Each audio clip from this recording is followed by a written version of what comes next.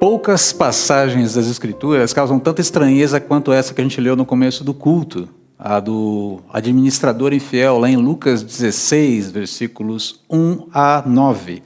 Na verdade, todo esse ensino de Jesus, ele vai ali do versículo 1 ao 13, mas a gente vai focar mais nesse trecho aqui demarcado por mim para você aqui.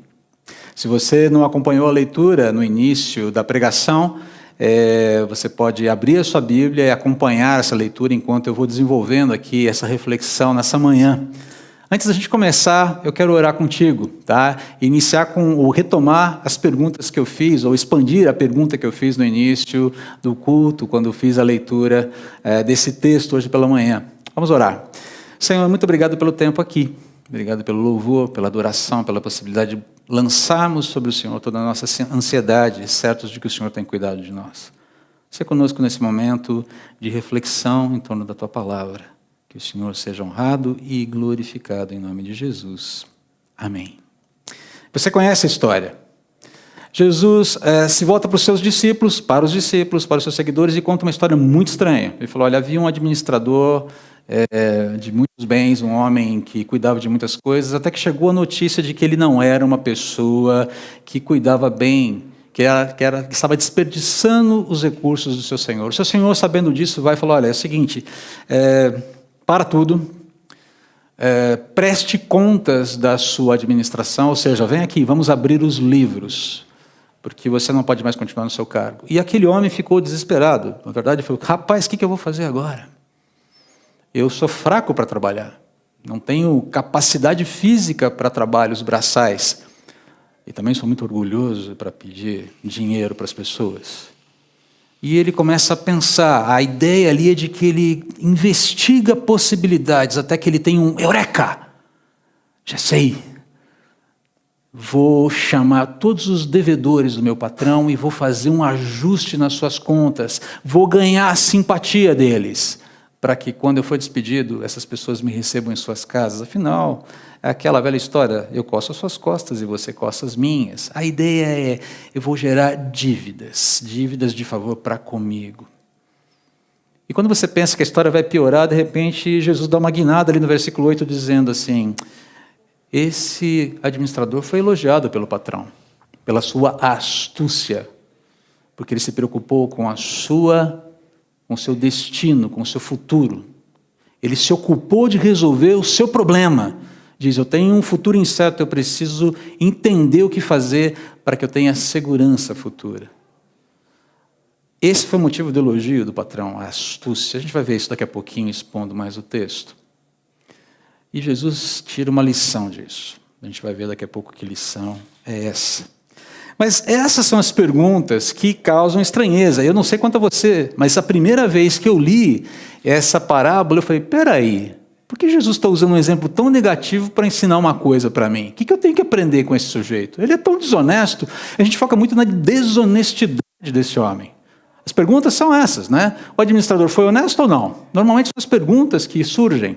Talvez não seja a sua. Eu dei uma olhadinha ali nos comentários, no chat, e percebi que o pessoal está no caminho certo. Vi ali Daniel Fanny Miller, Sandro Santos, Ana Lima, não vi mais nenhum outro comentário, mas não tem problema.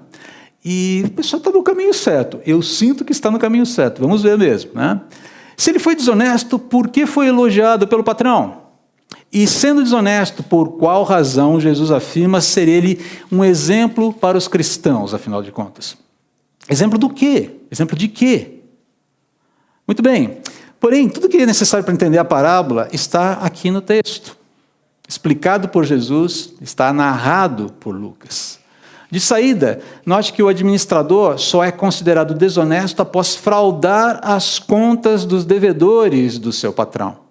Se você vai para o texto, você percebe que essa designação de desonestidade só aparece no versículo 8. Ele não necessariamente precisava ser mandado embora por ser desonesto. Ele estava sendo mandado embora, muito provavelmente, pela sua ineficácia, pela sua inoperância. Você é uma pessoa que não estava levando muito a sério o seu trabalho, não estava fazendo o seu trabalho como deveria fazer. Um sujeito inepto. Aquilo foi suficiente para mandá-lo embora.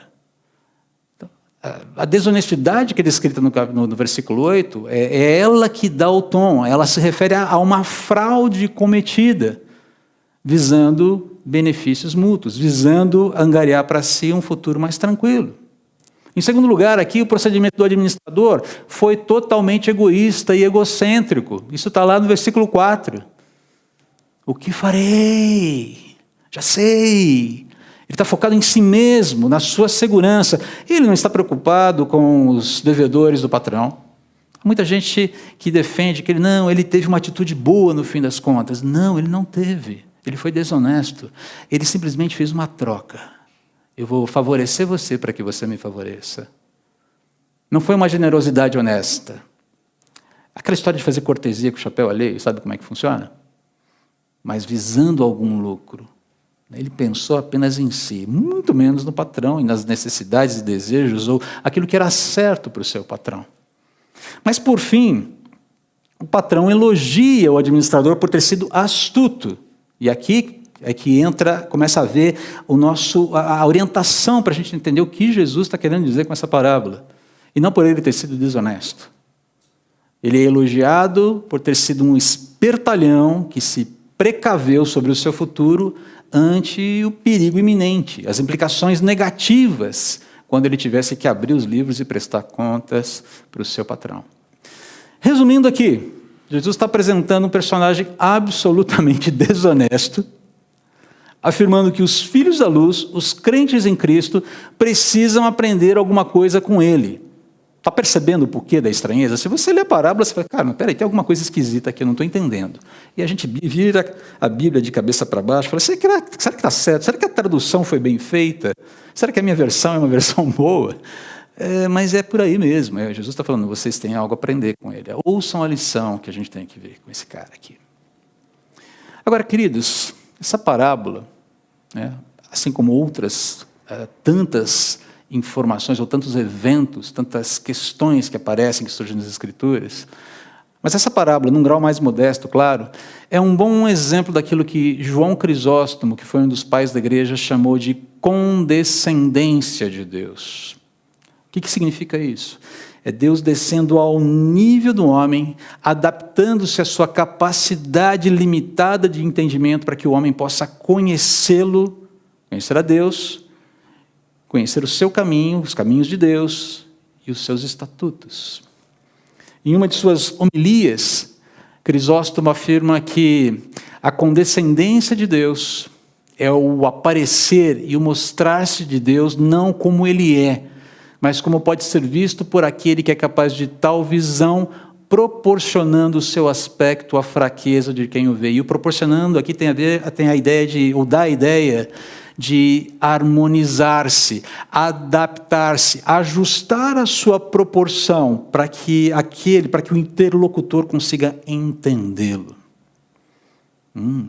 Pesado isso? Não, é maravilhoso, é sensacional. Talvez seja por isso, na verdade, para deixar claro aqui o que significa a condescendência de Deus, citando um outro exemplo, talvez o exemplo máximo da revelação, a própria encarnação do Senhor Jesus. É um exemplo da condescendência de Deus. Deus se fazendo homem para salvar o pecador, reconectando a criatura ao Criador. E não é por acaso aí que João Crisóstomo vai chamar Deus de doutor em condescendência, essa disposição de se apequenar para ser compreendido. Interessante, né? De se fazer do tamanho daquele que precisa percebê-lo, para que ele possa ser entendido. O exemplo extremado de Jesus nessa parábola, portanto, testemunha sobre essa condescendência divina em favor do homem, informando claramente o que o cristão deve fazer para se dar bem com Deus. Sério mesmo. Trata-se de um ensino tão vital que Jesus se utiliza de um exemplo radical negativo para intensificar o impacto dessa lição que é eterna. E se a gente parar para pensar, Jesus faz isso em outras ocasiões. Você pode pensar, se você se lembra bem, a parábola das virgens sábias e das virgens nécias, lá em Mateus 25, tem um pouquinho essa pegada. Lembra-se ali de Mateus capítulo 13, versículos 44 em diante, o versículo 44 em diante, quando Jesus fala sobre a parábola do tesouro escondido, aquele homem que encontra um tesouro num terreno que não lhe pertence, mas que tem dono.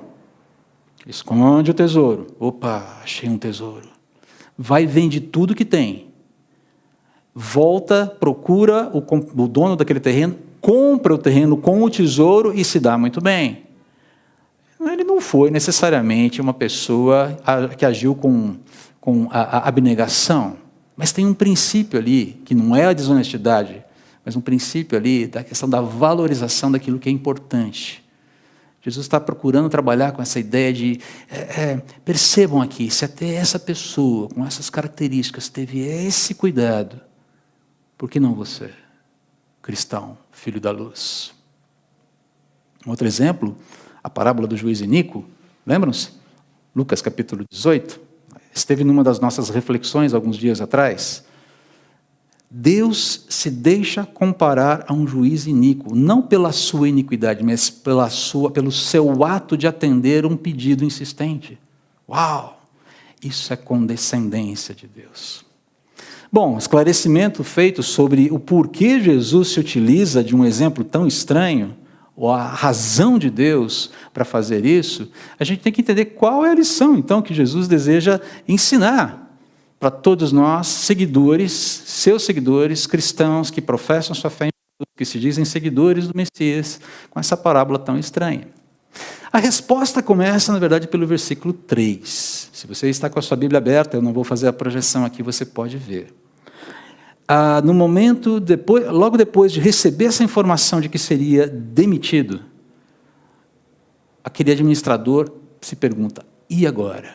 O que eu vou fazer? Essa é a pergunta estratégica.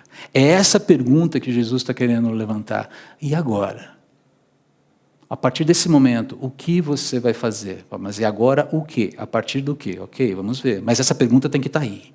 Ela é um ponto de guinada, ela é uma dobradiça na nossa vida. E agora? E a partir de agora, o que vai ser? Com base em tudo que você conhece, com base nas informações que você tem. E agora? Como é que você vai caminhar? E passa pelos versículos 5, começa a entrar pelo versículo 5, quando ele fala, ok, já sei o que eu vou fazer. Ele já falou o que não faria de forma alguma.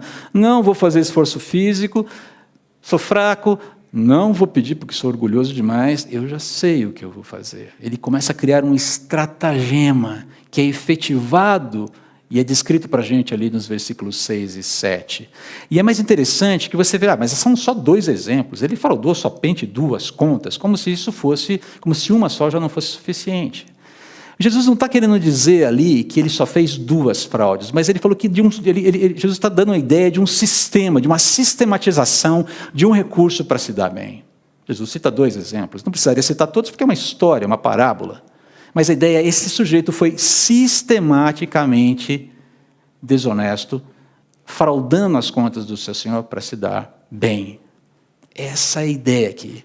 Agora, quando você pensa, voltando ali um pouquinho para essa ideia da história, do seu desenrolar e do seu fechamento, você tem aquela guinada surpreendente no versículo 8, quando o administrador, o dono, aliás, de todas as posses, o senhor, o patrão daquele administrador, chega, olha tudo aquilo e diz, rapaz, esse sujeito tem que ser elogiado. Ele não foi elogiado pela sua desonestidade, por ter causado prejuízo, mas pela sua astúcia. Ele falou, ele foi esperto, ele foi inteligente, porque ele percebeu que teria um problema lá na frente. Quando viesse esse momento de julgar as suas contas, de julgar os seus atos, ele tinha que se garantir depois. E ele fez o que ele pôde. Então, veja bem, não há elogio para a desonestidade e não há nem recomendação de que hajamos dessa forma, de que qualquer pessoa haja assim. Mas essa astúcia, esse cuidado, essa prontidão para cuidar do futuro é que é elogiada. E é aí que Jesus está querendo capturar a nossa atenção. É para isso que Ele quer que nós fiquemos atentos aqui. Ele foi astuto. Essa é a situação colocada aqui. Jesus está dizendo, da mesma maneira que Ele foi esperto, sejam espertos.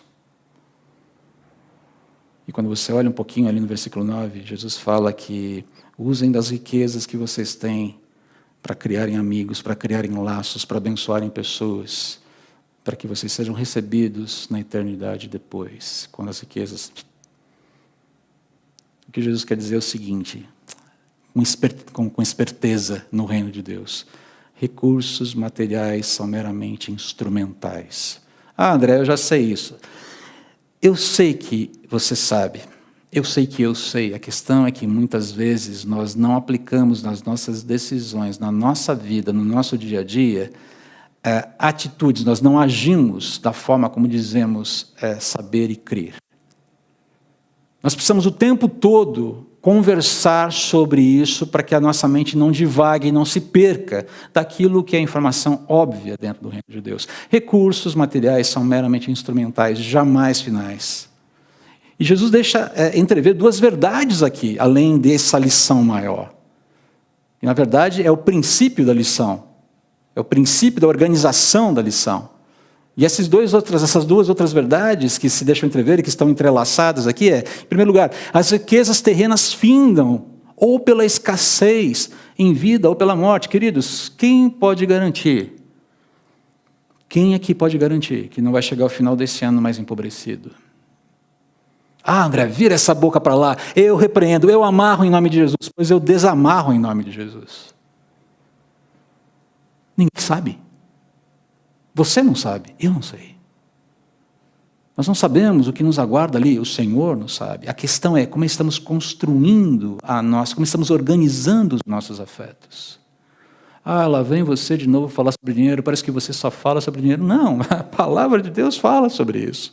Jesus está ensinando exatamente sobre isso porque é necessário. É recorrente, é um tema sobre o qual nós precisamos recorrentemente falar e refletir para reorganizar, para reajustar os nossos afetos, as nossas percepções, convicções e perspectivas. Os ajustes precisam ser feitos de quando em quando. Então, o primeiro ponto primeira verdade, subentendida aí, as riquezas terrenas findam, ou pela escassez em vida ainda, ou pela morte. O seu saldo bancário não vai te acompanhar quando você for sepultado ou cremado. Vai? O seu carro de luxo, ou o seu carro não tão de luxo, não vai te acompanhar quando você for sepultado. O seu apartamento também não vai. A sua lancha não vai. O seu jet ski não vai. A Disney World não vai. O seu Mickey de pelúcia não vai. Nem o seu pet vai. Os egípcios achavam que isso poderia ser útil na vida além.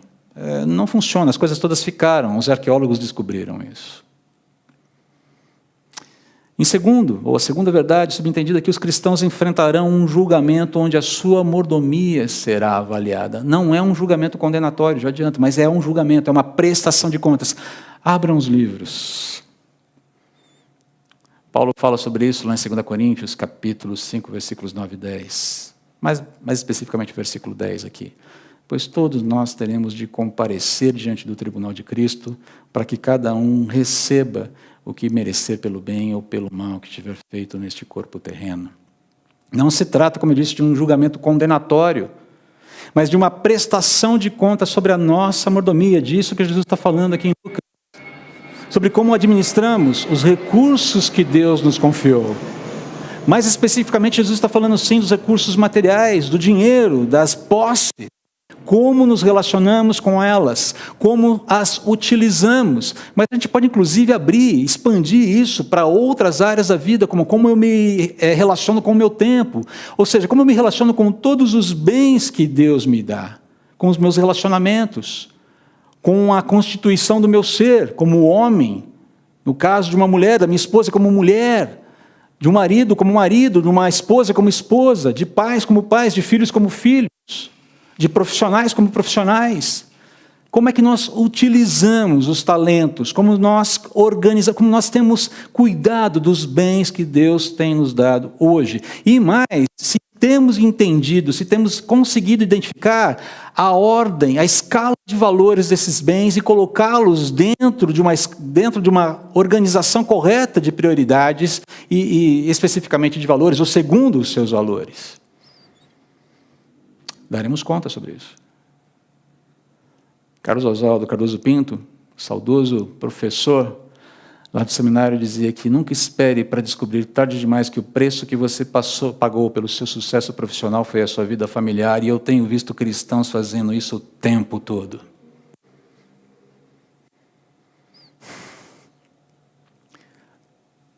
A Pasmem, eu tenho visto ministros do Evangelho fazerem isso o tempo todo. Nós teremos os livros abertos. É um tempo de ajustes.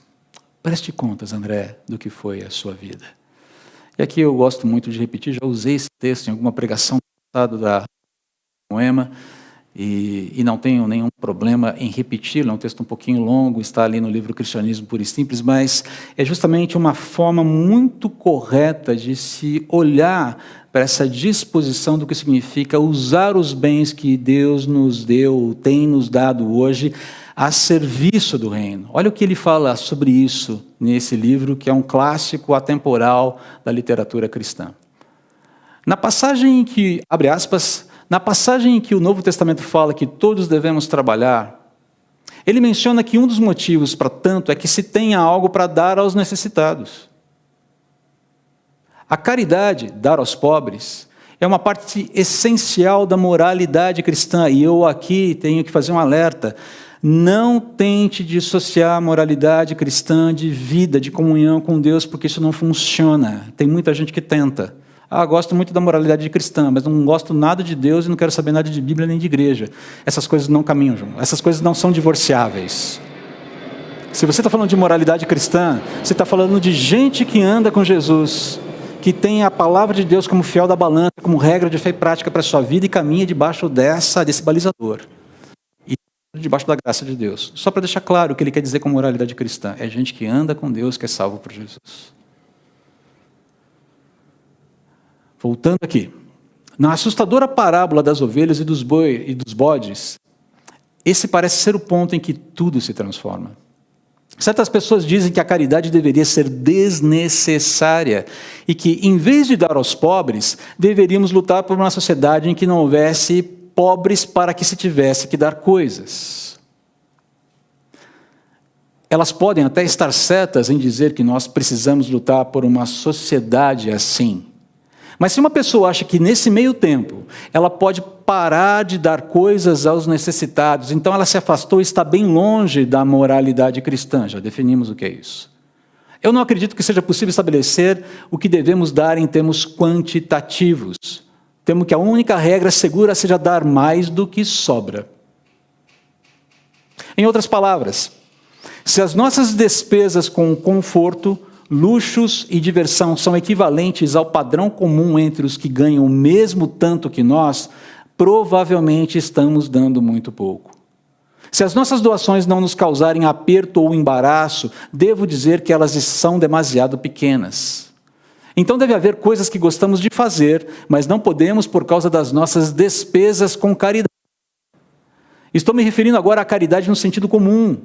Casos particulares de necessidades e aflições vividas pelos seus próprios parentes, amigos, vizinhos ou empregados, que Deus, por assim dizer, nos força a notar, podem exigir mais ainda. Até mesmo para debilitar ou pôr em risco a nossa própria posição. Para muitos de nós, o grande obstáculo à caridade não está nos luxos da vida ou no desejo por mais dinheiro, mas no medo da insegurança. Precisamos reconhecê-lo muitas vezes como uma tentação. Diversas vezes é o nosso orgulho que impede a nossa caridade.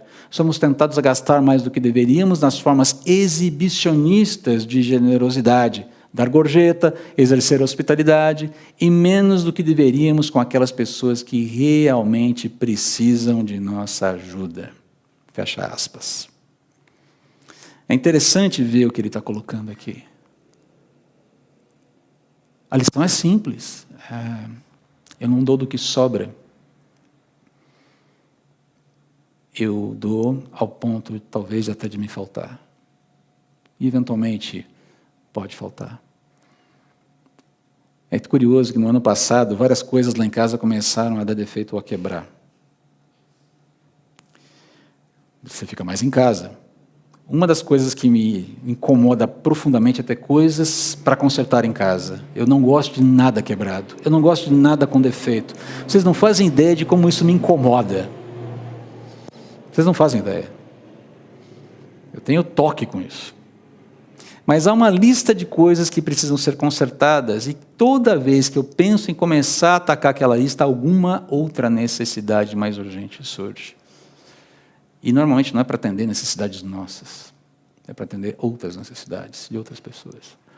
E foi, ok, lá vai o dinheiro do espelho que eu quebrei quando estava dormindo à noite, às 3 da manhã, fui tomar água na cozinha, voltei, dei uma joelhada na mesa, bateu e trincou o espelho que fica na sala de alto a baixo.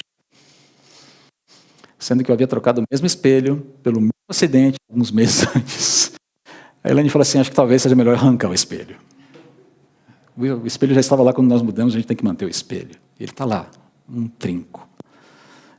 Então, se você for em casa, nas próximas calendas, aí não repare. Ou melhor, repare, mas lembre da lição e não do problema, dizendo, você precisa consertar esse espelho. Eu já sei, ele precisa ser trocado. E eu não creio, acredite, em 7 anos de azar para quem derruba ou quebra espelho, ok? Por favor, não é nada disso. Mas, enfim, temos uma lista de prioridades, temos uma lista de coisas que gostaríamos de fazer e que, eventualmente, teremos que deixar para depois, porque o reino de Deus clama por uma atenção maior. Isso pode acontecer. Isso pode acontecer. Não estou dando do que sobra. Estou eventualmente... Isso é a oferta sacrificial.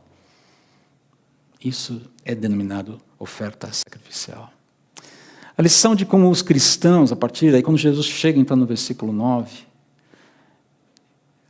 quando ele fecha a lição, quando ele apresenta a lição de como os cristãos devem se relacionar com as suas posses e utilizá-las no presente, é muito simples. Quem reparte no presente acumula para o futuro. Quem reparte no presente acumula para o futuro. A matemática de Deus é diferente, gente. Ela é diferente. Ele afirma que se você acumular no presente, vai perder. Mas se repartir no presente, vai ganhar. Essa é a esperteza que Jesus está querendo despertar ali na sua audiência, nos seus discípulos. Sejam espertos nesse nível, porque se não for por aqui, vocês não estão sendo espertos segundo o reino de Deus. Vocês serão espertalhões segundo o reino dos homens. Agora, deixa eu fazer um alerta aqui. Você vai, olha só, esse papo de repartir, de dar, o André é um socialista. Você está ouvindo isso de alguém, falo de mim, que tem uma posição mais liberal em relação à economia, eu não tenho nenhum problema de assumir isso. Não tenho nenhum problema. Já fui muito malhado, mas não tenho nenhum problema em assumir isso e não estou aqui abrindo essa questão para discussão. Mas que apesar de defender uma posição mais liberal em relação à economia, defende, sobretudo, que a maior finalidade da geração de riquezas neste mundo, segundo as diretrizes do reino de Deus, não é cumulativa, seja pelo indivíduo, seja pelo Estado, mas distributiva. Distributiva como expressão individual e comunitária, individual / comunitária, as duas coisas juntas, de adoração, gratidão e obediência ao Deus que nos salvou. Com todos os critérios e cuidados que isso requer, claro. E aqui, antes que você comece a se remexer na cadeira, e falar, peraí, como assim, tal, eu quero fazer uma demonstração. Carinhosa, cuidadosa. O chat do nosso culto e os nossos diversos canais de comunicação, as nossas redes sociais, os nossos grupos de PG e tudo mais, são ambientes para comunhão e edificação. E sim, para alguma discussão com propósito, com um método, visando comunhão e edificação, e não ruídos. Se você se inquietou com qualquer coisa dita no púlpito, inclusive naquilo que eu estou dizendo hoje, naquilo que eu disse agora há pouco, não inicie uma discussão desnecessária sobre esse assunto nesses meios. Direcione as suas dúvidas sobre o que foi dito, sobre o que te inquieta, diretamente ao mensageiro, no caso, hoje, eu. Afinal, é assim que os verdadeiros cristãos agem, com comunicação direta. Comunicação franca, comunicação amorosa, sempre tendo as Escrituras como fiel da balança. O Evangelho funciona, continua funcionando. Essa é a dinâmica do reino de Deus. É assim que deve ser entre nós. Perfeito? Isso é basilar na vida cristã. Fecha de uma estação. Para nós concluirmos, então, essa reflexão. E aqui algumas perguntas, algumas reflexões sobre aquilo. Já sabemos o que devemos fazer. Mas o que temos feito hoje para nos encontrar com Jesus amanhã, dado todo esse cenário que a gente colocou? Eu não posso negar aqui, e não devo, e nem quero negar aqui aquilo que nós já temos vivido como realidade, como comunidade batista em Moema. Fundo Solidário. Queridos, o que foi o Fundo Solidário, o que tem sido? E ele precisa ser abastecido novamente, porque novas necessidades continuam chegando e continuarão chegando. O apoio mútuo nos PGs, não só em termos emocionais, espirituais, mas também financeiros. Sabemos de muitos PGs que se organizaram para cuidar de membros daquele grupo.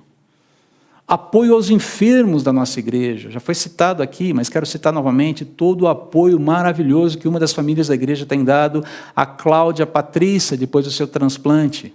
Você não a conhece, provavelmente, a não ser que você faça parte dos grupos de oração, das salas de oração. Mas tem sido um apoio descomunal, maravilhoso, amoroso, que nos faz corar, não necessariamente de vergonha, mas de encanto, e nos estimula a termos essa mesma disposição. O piano, cadê o piano? O piano foi removido aqui porque o nosso olhar está um pouquinho diferente. O nosso piano que foi doado para a igreja. Computadores, equipamentos. Não as coisas em si, mas o porquê elas estão aqui, a razão delas serem doadas. A finalidade é promoção do reino de Deus, promoção desse encantamento com o Deus que nos salvou, gratidão. Essa é a ideia. Não é simplesmente atacar uma necessidade, mas atacar uma necessidade porque eu sou grato, porque eu sou obediente e porque eu quero adorar o meu Deus. Essa é a ideia aqui. Apesar de tudo isso, há muito ainda o que fazer. O ano de 2021 não será necessariamente um ano fácil. Puxa, mas André, você tinha que me dar esperança. É justamente isso que eu estou fazendo aqui. Exortando, admoestando, apresentando uma lição que diz para a gente: vamos caminhar juntos, a despeito das dificuldades que nós temos, e vamos continuar repartindo pão. E vamos confiar naquele que multiplica o pão. Não olhamos para a quantidade daquilo que está na nossa cestinha pequenininha, na nossa merendinha, mas naquele que pode pegar essa merenda e transformar isso em algo suficiente para todos aqueles que necessitam, desde que nós nos coloquemos à disposição para entregar o nosso lanchinho.